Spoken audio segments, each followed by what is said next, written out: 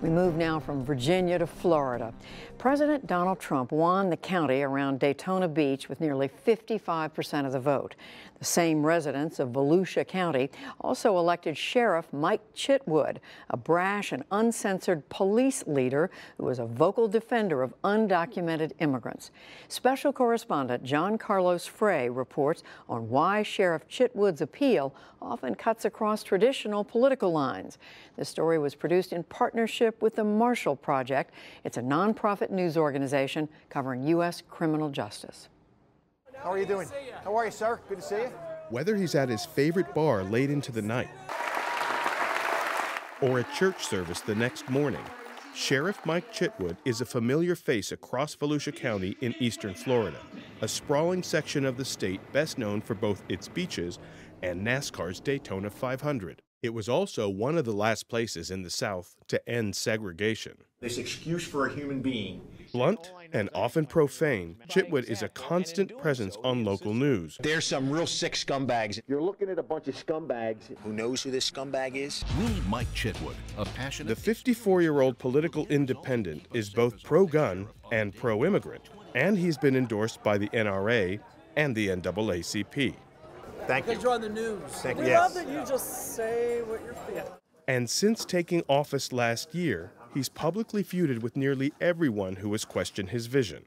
If I don't get reelected, I really don't give a I am going to do my job of what I was elected to do. What I was elected to do was bring progressive change to the county. That change has come by deploying a statistical crime tracking strategy popular in many cities called CompStat.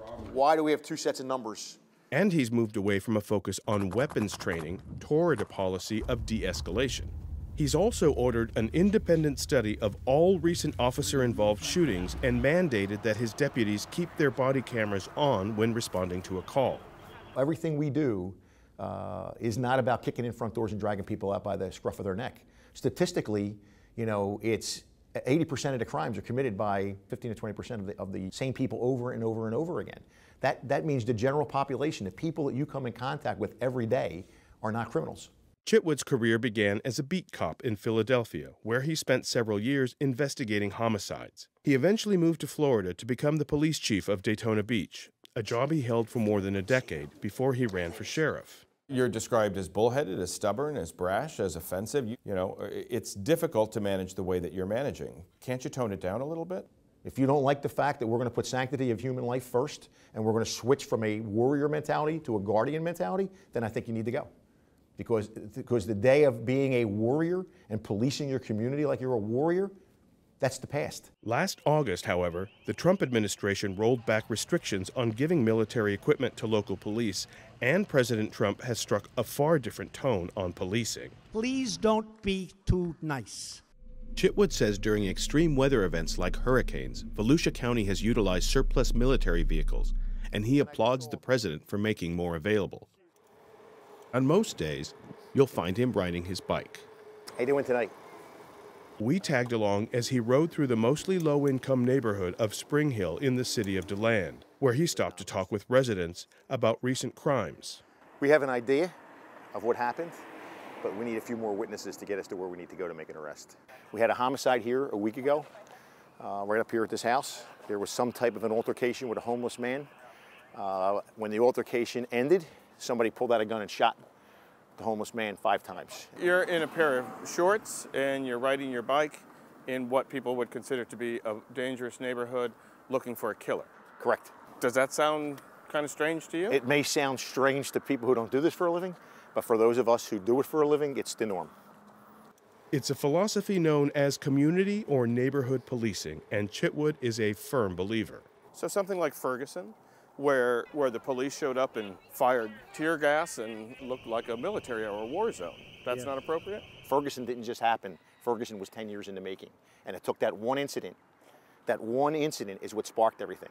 Where maybe, had they engaged in a little bit more community involvement, had they been part of the community as opposed to apart from it, Ferguson might not have happened. Chitwood also strongly disagrees with the Trump administration's crackdown on illegal immigration.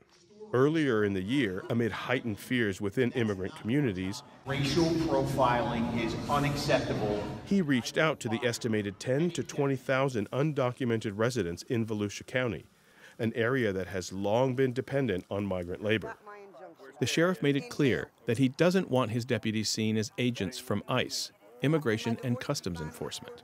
You are in a county that went for Trump. I mean, Trump ran on tough immigration policy, a border wall, going after anybody who doesn't have papers. Are you thumbing your nose at constituents in this county? If you're a criminal, if there is a warrant out for your arrest, no matter who you are, we're coming to get you. But we're not going to be proactively going out and be immigration officers. I believe that's not what our job as local, state and county and municipal law enforcement officers is. Chitwood says breaking up families doesn't make sense to him, and he points to the fact that 3 of his own deputies, Roy, Daniel, and Billy Galarza, were raised by undocumented parents near Pearson, Florida. Their father, Pantaleon Galarza, has worked as a fern picker since coming to the United States from Mexico in 1980. He came into this country without papers. I know that he's gotten his legal status since then, but you don't have any question or any shame about the fact that he entered in illegally? No, I'm very proud of my dad. I am here because of him, because he helped us. The times when I needed to get to school, there were times I didn't have money, I'd always call, hey, I need some gas money. But he was there. He was there for me.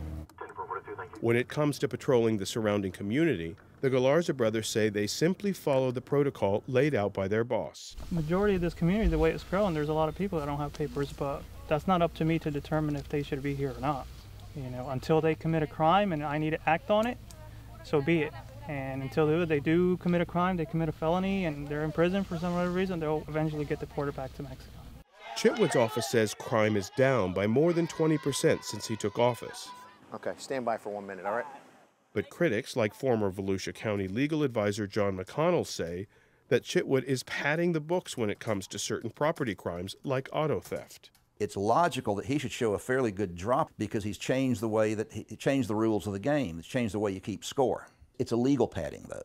You know, is it ethically right? Is it morally right? That's the question. If I live in this neighborhood, I want to know if there were 35 or 40 car burglaries, instead of them say, hey, you had a car burglary the other night. And I say, well, that's not a big deal. Every now and then you have one of those. You're just here for moral support? Yes, all right. But Chitwood says he's not hiding anything, and that he has another 3 years before voters will decide if he should keep his job. Everything going well? Yeah. Good. Before we left, we met him back at the bar after he finished filming his local news segment dubbed Scumbag of the Week. You like that term? I do.